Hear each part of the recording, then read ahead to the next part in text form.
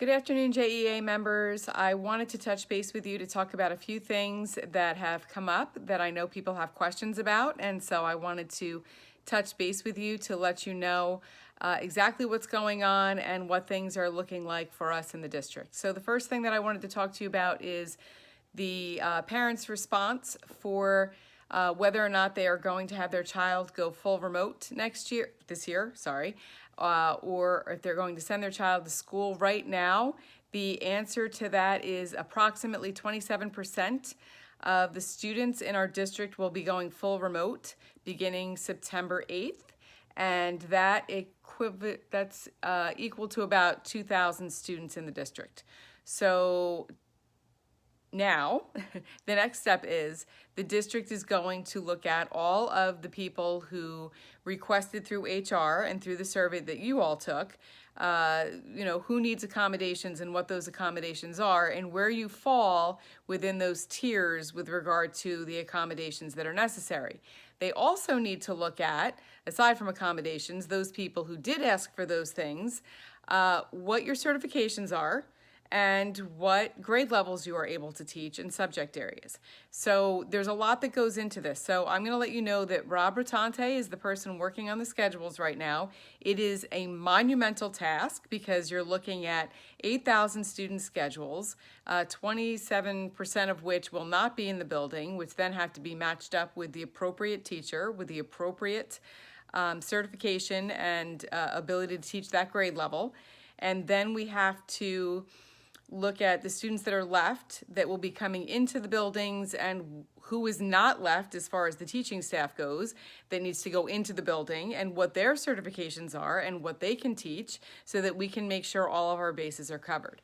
So there's a lot that goes into all of this, and I wanted to let you know that we are working diligently, administration's working diligently to figure out that schedule, but I need you to know that it's going to take about 2 weeks to figure this out. It's not an easy task, and there's a lot that goes into it, and it's not just what you can teach or who can teach what or what students are coming into the building, but there also has to be looked at 504 plans and IEPs and what accommodations those students need that are coming into the building and what accommodations the students need that aren't coming into the building.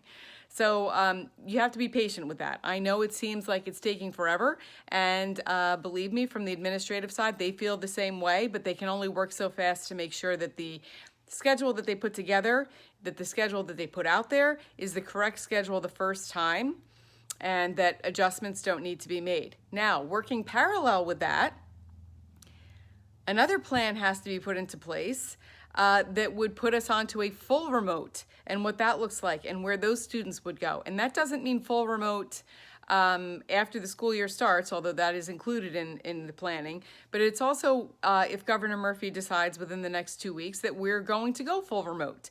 And what does that look like? And who's going to be where? So please keep all of that in mind as you're home right now thinking, what am I doing in September? We're figuring it out. It's being figured out, and people are working very hard to figure that out in a way that accommodates everyone's needs. Students, faculty, staff, everyone. Now, I just want to see what I'm covering here.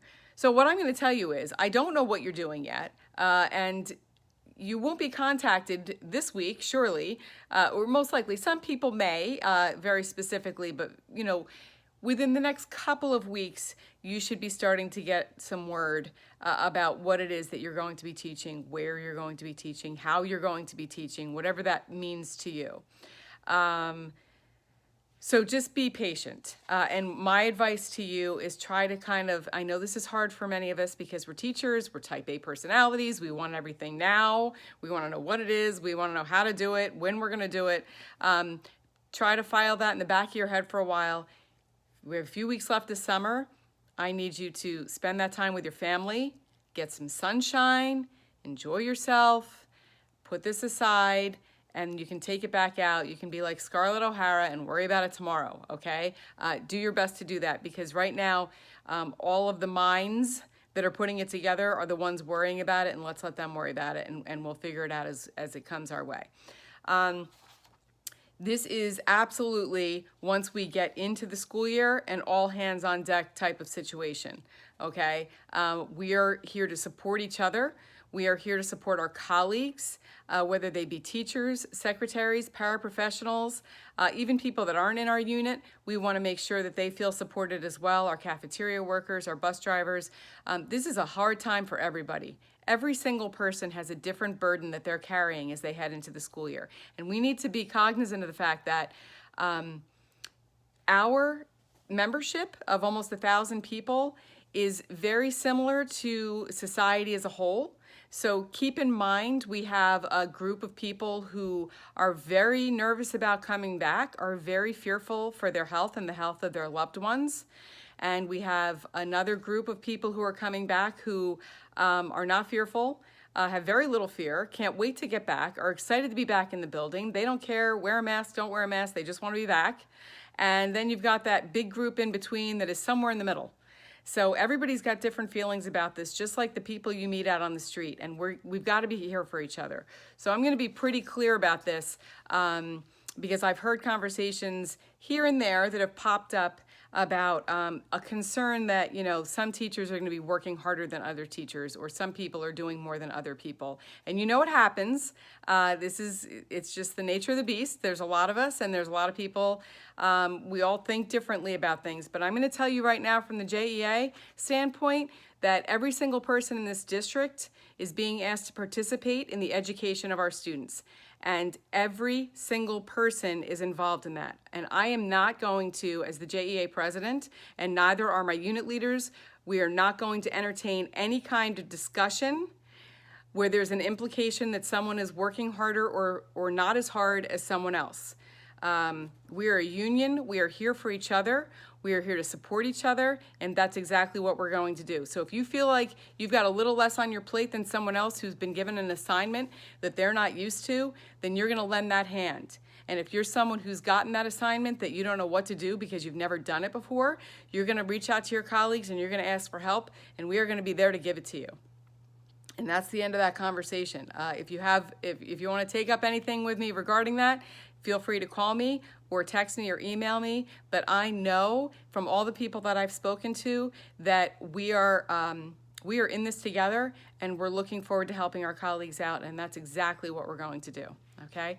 Now, the next thing that I wanted to point out is I keep getting emails and texts and phone calls from concerned paraprofessionals. Someone, I don't know who, has started a rumor that all of the paraprofessionals are going to be furloughed if we go to full remote. And I am telling you, that is not happening, okay? Please stop spreading that rumor. Please stop having those conversations. For about the 5th time, I sat down with Nicole Permilli today. We had the discussion. I asked point blank, what is happening with the paraprofessionals? And here's what is happening. You've got to remember, paraprofessionals, your jobs are IEP driven for the most part, okay? So if there is an IEP need and you have a particular student assignment or you are a class assignment due to IEPs or 504s, that is what your assignment is going to be. It is irrelevant if it is in person or if it is remote. ESY has worked with paraprofessionals all summer during Google Meets remotely, and it has gone flawlessly. From what I understand, from the people that I've spoken to.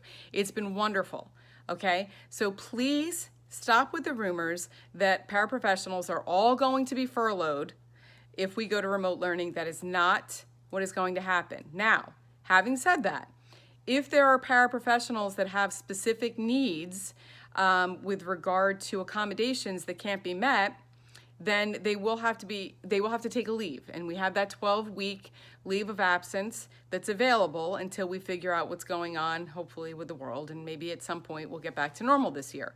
But that is not any different than what teachers are asking for if they need that 12-week leave, or what secretaries may need for accommodations. So again, I'm asking you, please stop having those conversations. I'm stopping it now. There is no talk of furloughing any of our paraprofessionals. And if that talk comes up, you know, if you hear it again and you hear from someone other than a colleague, like for instance, an administrator, I need you to call me right away so that I can look into it. Okay, but I'm telling you right now, that's not the problem. Finally, those people, because I know there's questions about this, and I'm sure it's out there, but I just want to cover it. There are people who who are going to take that 12 weeks, and there are a lot of questions about what does that pay look like, or what does it look like for the pension, or for my 403B. So I just wanted to kind of go over that, and I'll put it's in the email too, but I'm just going to say it. Payroll is going to deduct all the applicable taxes and voluntary deductions if the amounts are not greater than their payment. The voluntary deductions from that 2/3 pay that you would receive if you did the 12 weeks are your pension, healthcare deductions, etc., 403B. The employee's rate of pay for either day or hours is multiplied by 2/3 equal payments to the employee. I'm just reading this, I'm sorry, and it's in your email. So, and then if the employee is not able to cover their voluntary deductions, they will have to send a check to payroll to cover voluntary deductions, which means that, like, if you go over like your 12 weeks and you want to continue to carry your health care, you would have to pay for that, okay? And that's something that payroll is very willing to answer. Those women have been wonderful, and as well as HR. They're there and our benefits people. So, you know, they're calling you, they're having those conversations. People will reach back out to you within the next 2 weeks, as I said, once those schedules get fixed and we know where people are going. And then the last thing that I wanted to cover is, you know, people were asking about that 12 weeks and how does that affect me going forward with our steps. You know, am I going to move up a step, or what does that look like? So I'm just going to send you to page 20 of your contract. It's Article 12. Extended leave of absence, letter F. Employees are required to work for a total of 113 school days to move to the next step on the salary guide. Work shall include sick days, paid personal leave, and any other day when compensation is provided, excluding donated days. And you should still receive your 10 sick days and 3 personal days, even if you do the 12 weeks. So that's all I have for now. I'm hoping that alleviates any questions or concerns or wonders or what's happening out there. We're not trying to keep it a secret. I want to keep you informed and updated. And as far as the bag deliveries go, I know, like, the secret's out of the bags, so to speak, that we were delivering cooler bags. If you didn't get yours, we're working on it. I think we have about 5 more sections left to do, and it's a monumental task to have about 7 or 8 people deliver 950 bags. So we're doing the best we can. We'll try to get them to you as soon as possible. And when you return to school, whenever that is, whether it be September 1st or prior to that, if some of you want to get into your rooms, or if you're coming later on in the year, please know that the JEA invested as another member give back in really well-made masks for each member. We're supplying 2 masks per member, and those will be waiting for you in your mailbox upon return. So again, as always, please reach out to your unit leaders if you have any questions or concerns. And secondarily, or even primarily for some of you, reach out to me as well. And I'm always happy to get back to you with the best answer that I can. Sometimes I don't have an answer, but we're doing the best we can. Okay? Thank you so much, and have a great day.